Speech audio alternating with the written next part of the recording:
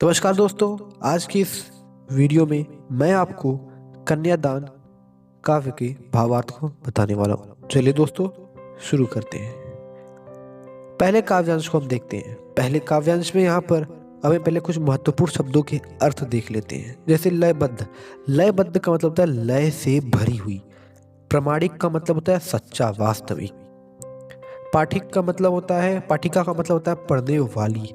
धुंधला का मतलब होता है अस्पष्ट, ठीक से नहीं दिखाई दे रहा। आभास का मतलब होता है महसूस होना। सयानी का मतलब होता है समझदार।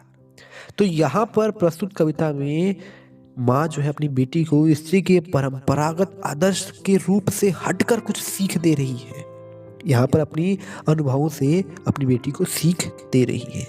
जब माँ ने अपनी बेटी के विवाह के समय उसे विदा किया तो उसे ऐसा लगा मानो कि वह अपनी अंतिम पूंजी किसी और को सौंप रही है।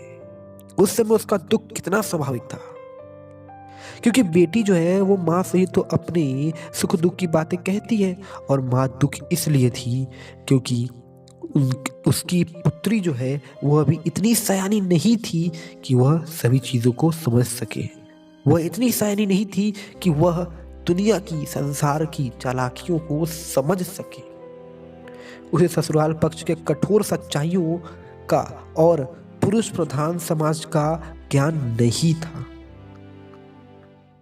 उसमें इतनी सरलता थी और इतने भोलापन था उसके अंदर कि उसे सुख का तो पता था, लेकिन दुख क्या है यह नहीं पता था उसे।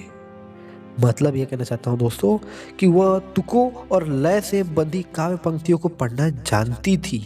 मतलब यह है इसका कि वह केवल विवाह के केवल सुरीले और मोहक पक्ष का ही उसे पता था, इसी का उसे सिर्फ ज्ञान था, और वह केवल काल्पनिक सुखों में जीती थी। मतलब हकीकत को वो नहीं जानती है, सब कुछ धुंधला धुंधला है।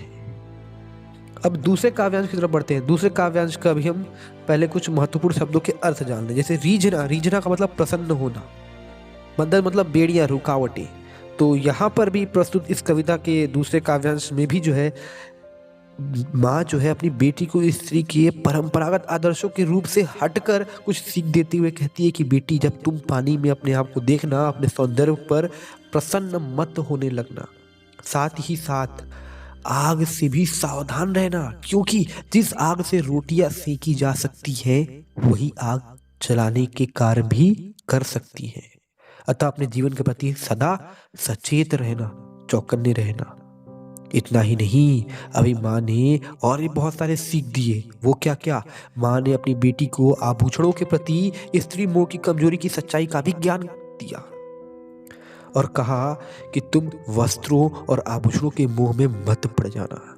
ये तो दूसरे के द्वारा दिए गए प्रशंसात्मक शब्दों की तरह है, जो स्नेह का आभास दिलाकर तुम्हें बंधन में जकड़ लेंगे। ससुराल में रहकर तुम लड़की की तरह मर्यादा भरा आचरण करना, लेकिन एक सामान्य और कमजोर लड़की की तरह किसी के अत्याचारों को सहकर दुर्बल मत बनना। मतलब ये आगे हम देखते हैं। तुम हमेशा अपने प्रति होने वाले अत्याचारों और एवं शोषण का साहस पूर्वक विरोध करना, ताकि लड़की को कभी कोई कमजोर न समझे। माँ ने अपनी लड़की को सलाह दी कि तुम मन से लड़की की तरह भोली, सरल और निश्चल रहना। मतलब अंदर से तो तुम रहना निश्चल, भोली, सरल लड़की की तरह, लेकिन परंतु लोक व्यवहार से सावधान रहना। मतलब कि कैसे तुम्हें एक्ट करना है, कैसे तुम्हें लोगों से साथ रहना है, व्यवहार करना है, क्योंकि बाहरी जो वातावरण है वो कैसा है वो कोई नहीं जानता। अंदर से तो कोमल रहना, लेकिन बाहर से तुम सावधान रहना। अपनी सरलता प्रकट मत होने देना, वरना लोग तुम्हें मूर्ख बनाकर तुम्हारा शोषण करेंगे। तो ये था हमारा कन्यादान कविता। मिलेंगे दोस्तों अगली वीडियो में। अभी के लिए बस इतना ही, और बाकी सभी महत्वपूर्ण वीडियोस के लिंक जो है नीचे दिए हुए हैं, आप वहां पर जाएं, वहां से बाकी सभी वीडियोस को देखें और प्रिपरेशन करें अच्छे तरीके से। बहुत बहुत धन्यवाद।